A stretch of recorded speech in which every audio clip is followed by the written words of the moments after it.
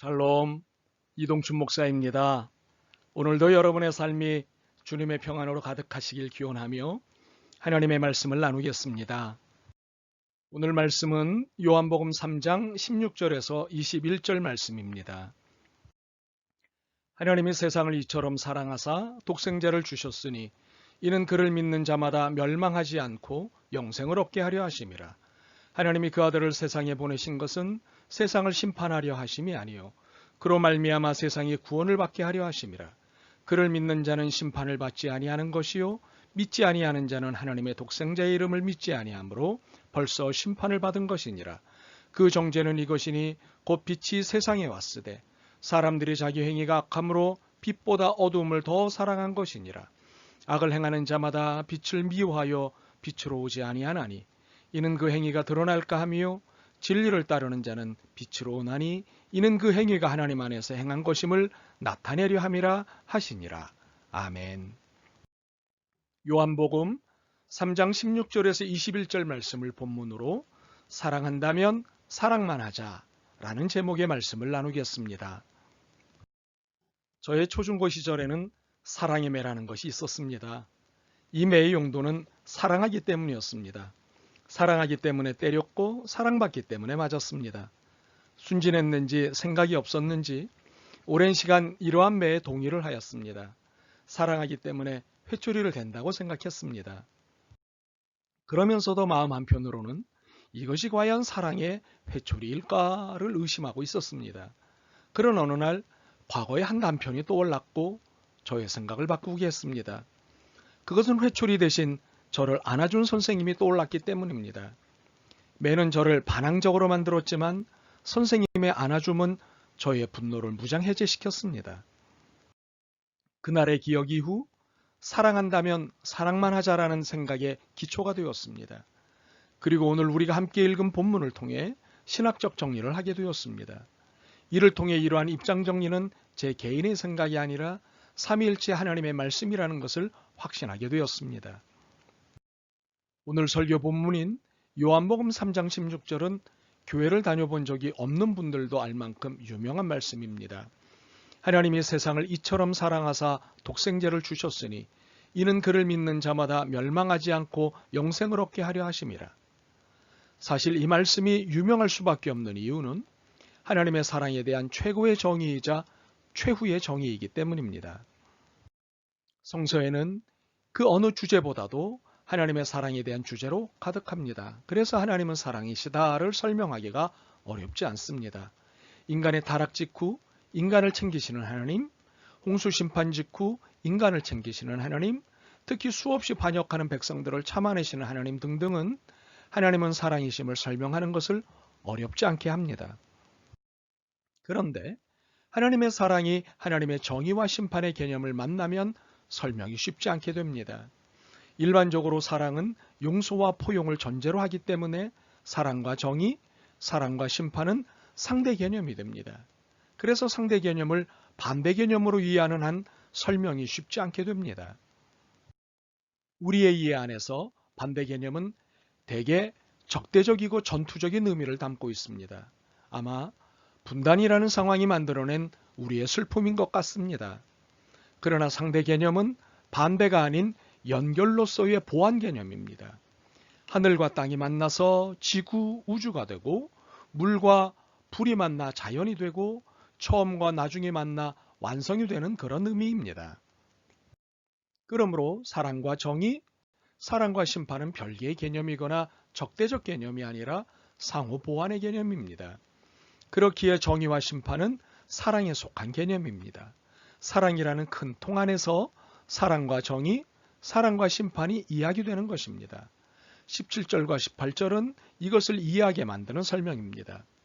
하나님이 그 아들을 세상에 보내신 것은 세상을 심판하려 하심이 아니요 그로 말미암아 세상이 구원을 받게 하려 하심이라. 그를 믿는 자는 심판을 받지 아니하는 것이요 믿지 아니하는 자는 하나님의 독생자의 이름을 믿지 아니하므로 벌써 심판을 받은 것이니라. 이 설명은 심판이 없다는 것이 아닙니다. 심판을 제거하자는 것도 아닙니다. 심판은 있다는 것입니다. 단 사랑을 선택하지 않거나 거절한 사람이 스스로 얻게 되는 최후로서 심판이라는 것입니다. 자업자득이라는 것입니다. 그러므로 심판은 사랑 안에서 설명되는 것입니다. 하나님은 사랑만 하시기에 심판은 자업자득입니다. 이것은 19절과 20절로 이해가 더 명확해집니다. 그 정죄는 이것이니 곧 빛이 세상에 왔으되 사람들이 자기 행위가 악함으로 빛보다 어두움을 더 사랑한 것이니라. 악을 행하는 자마다 빛을 미워하여 빛으로 오지 아니하나니 이는 그 행위가 드러날까 함이요. 그러므로 문제는 거절한 쪽입니다. 구원의 빛을 거절한 쪽의 문제입니다. 구원의 빛은 사랑입니다. 그러므로 하나님은 사랑만 하십니다. 하나님은 사랑이시기 때문입니다. 우리는 지금까지의 본문 탐구를 통해 하나님은 사랑만 하신다는 사실을 알게 되었습니다. 물론 하나님은 정의를 실현하시고 정의의 최후 방법으로 심판을 행사하십니다. 그러나 이 모든 것은 사랑 안에서 행사될 뿐입니다. 더욱 이 사랑의 행사는 모두에게 열려 있습니다. 하나님이 세상을 이처럼 사랑하사 독생자를 주셨으니 이는 그를 믿는 자마다 멸망하지 않고 영생을 얻게 하려 하심이라. 이렇게 모든 사람이 다 하나님의 사랑의 대상입니다. 그럼에도 열린 이 구원의 문으로 들어오지 않는 사람들이 있습니다. 이유가 무엇인가요? 20절과 21절입니다. 악을 행하는 자마다 빛을 미워하여 빛으로 오지 아니하나니 이는 그 행위가 드러날까 하며 진리를 따르는 자는 빛으로 오나니 이는 그 행위가 하나님 안에서 행한 것임을 나타내려 함이라 하시니라.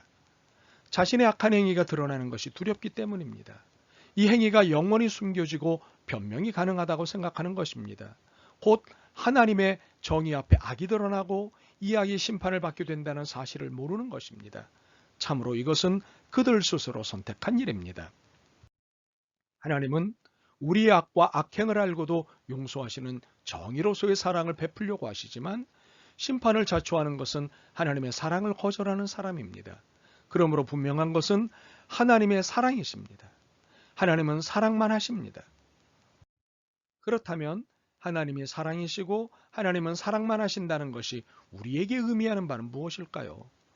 이런 하나님을 믿는다는 자부심일까요? 이러한 자부심은 긍정적일 수 있습니다. 그러나 이것보다 더 중요하고 본질적인 것은 우리도 사랑만 해야 한다는 것입니다.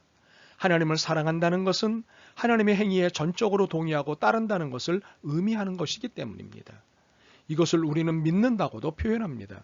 그러므로 믿는다면 사랑하는 분을 닮아 사는 것이고 그렇게 살아나는 것입니다.